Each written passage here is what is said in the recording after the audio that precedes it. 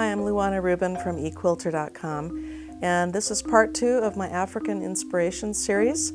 And today I'm going to show you a couple pieces that I picked up on this trip.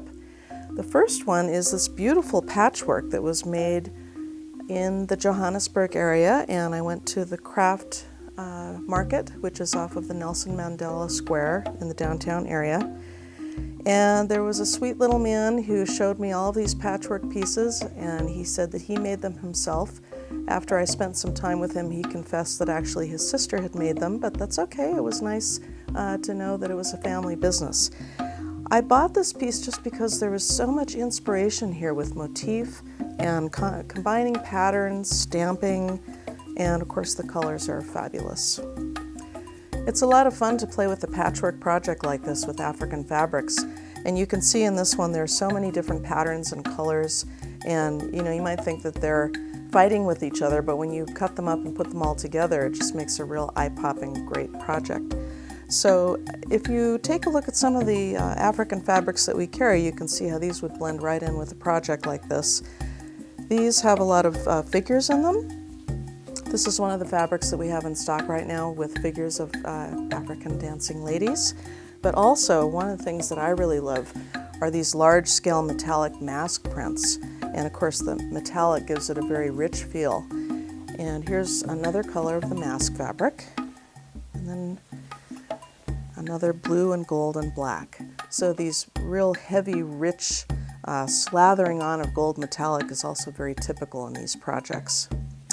I also wanted to show you, for inspiration, some of these embroideries. I actually found this at the Johannesburg airport. I went through a stack of about 100 of these and picked out these two just for the color.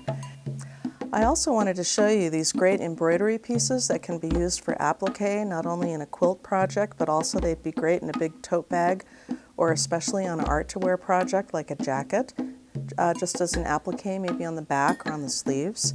And they're a similar type of embroidery to what I brought back, and they are made in a village outside of Cape Town, and they're to benefit an orphanage for AIDS orphans.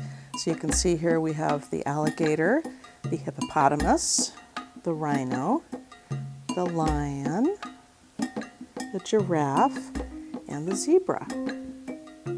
Are you aware that a lot of batiks and hand dyes also come from Africa? So we're going to put these prints aside, and I'll show you some of the batiks. Now these are yardage batiks that are done. They have a real kind of homemade quality to them, which is very charming and really appropriate to mix that in with the African prints. But you know what I really love are the batik panels, and these actually are made in Bali, whereas the yardage that we carry is made in Africa. But these batiks are made in Bali. They're hand painted. Each one is really a work of art. And here's just a couple that we pulled out that we thought you might like: the giraffe batik, and also this really stunning zebra batik. I don't know if you know this or not, but I'm a real big fan of elephants. I'm very interested in protecting elephants and raising awareness about their plight in the wild.